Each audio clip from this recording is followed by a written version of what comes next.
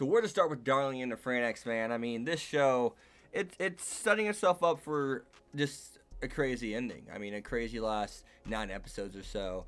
And I gotta say, that opening, let's just start right there. I mean, the art and, just the visuals, really just cool. Just really cool how they handled that visually, man. I mean, our animation was fluent. It's very good for what they're doing. I mean, it's very good. Grade A. And visually, it's just unique. It was just something I haven't truly seen before. But the overall message I got from it was, this shit's gonna be sad. We're about to be hit with a hammer over the damn head, guys. I mean, prepare yourselves now.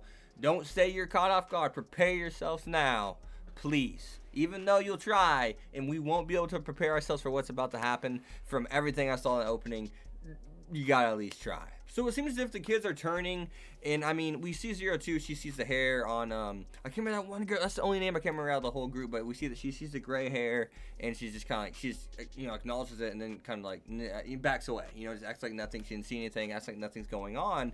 And we see Futoshi's knives have been eating, Goro has gotten a fever, so it's as if they're dying, and they really essentially come to the acknowledgement of that, saying, I've seen these signs and everything and, in between, but I haven't wanted to say anything. And that's something that we all have seen. It's just something that we've all refused to believe, and I love that because it really kind of, I don't know if they're really intentionally trying to make it so, we kind of truly acknowledge it at the same time instead of just kind of being hesitant about it, like seeing it but not really truly accepting it. But it seems as if the kids have finally done that. And I mean, that's something that's impactful, and I love that. I mean, it's just like the small detail in the beginning when we have 02 filing her horns down, and it's just something like that, man. It just helps characterize the character. That was cool, but in this case, it just helps to really connect to the characters. That's something that's really awesome to see, and that's some grade A shit by Trigger and A1. And then of course we even had Hiro have that speech about your self-worth. Basically, they have found their value within themselves and their lives after acknowledging their lives are limited. And that's something that's very, very, very, very important, because now they realize we're not just FranXX pilots. That was something Hiro has failed to acknowledge this whole time. I'm not just a FranXX pilot. That's all he's wanted to do. That's his reason to live. He stated that multiple times throughout the show, and especially in the first half. And that's something that's just so important. So important to finally get that character development, saying, hey, I'm not just a parasite, I'm alive. I am alive. That's what that's the most important thing about all this. And it's about damn time, and it's something that kind of smacks me in the face a little bit. It's just kind of like, they are alive and they've been living, but even though they, been living these good times and laughing at each other, and they're different compared to other squads, that's why Dr. FranXX has been observing them and stuff like that, and that's why they live a little bit different compared to other squads, and their attitudes are different. There's so many different personas and curiosities. They're so different. They don't just follow orders. They hesitate to follow orders. They don't completely understand orders that are always given. And they don't always abide by the rules, because they do have morals. They're finding out what's right and wrong. How you live a life is how you live your own life, not how you live the life for Papa and the others.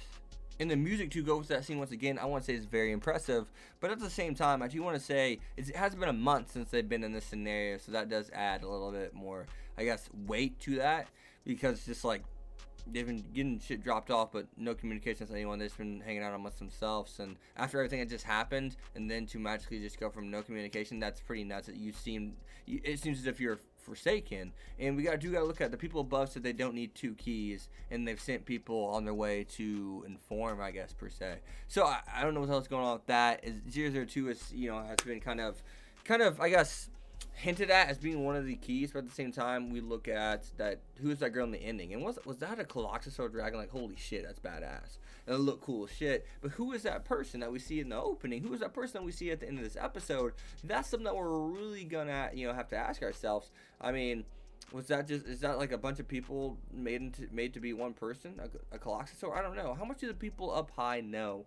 And that's something that, once again, we're left in the dark about, and we're not going to know until we get told. And that's something I am excited for, because there's a human on the Coloxosaur side, or human-esque kind of person, or a person, or just something, or whatever it may be, in a humanoid form. And I guess that could relate to even 02, and obviously they're gonna be connected in some way, shape, or form. So that's something we do need to think about, because I mean, They did mention Queen of the Cloxosaurs at first. I was like, are they talking about 02? I think they are. Yeah, they're talking about 02. They have to be, because he's the most Cloxosaur-esque kind of being. But then we see that girl, so that must be the Queen of Cloxosaurs. So that's something we're also going to think about. Of course, we get the Mitsuru scene with Kokoro. Smooch, probably be the thumbnail. Look at that smooch, though. She's out, you know, the shyest girl making the boldest moves outside 02. So good job, Kokoro. And just to put in on a quick note, it's nuts to think that they also did mention that they're, you know, the parasites are, the reserves are below 60% after that battle. Almost half of the parasites that are out there were wiped out. So that's nuts. Think about that. And I mean, you really think about that. And at the same time, let's take a look at the last thing I actually had on my list was the new 02. Look at her.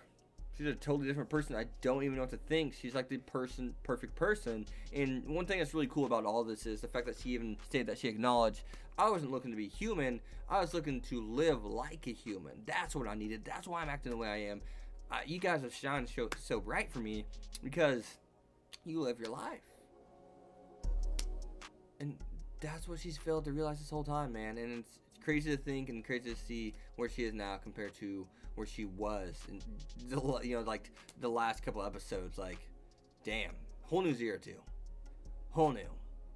But it still seems as if there maybe, who knows if, you know, what kind of flaws are still there. But it seems as if there's some there. I mean, she didn't open up about them and the health stuff. I mean, but at the same time, sometimes it's nicer to keep something quiet and not say anything at all, and keep it to yourself. It may be dirty in a way, but it may be for what's best. But they are acknowledge it, so what's the point of saying anything? So other than that, guys, be sure to leave a like, comment, subscribe, follow me on Twitter, X25. See you guys next time. Peace. Thanks for watching, guys.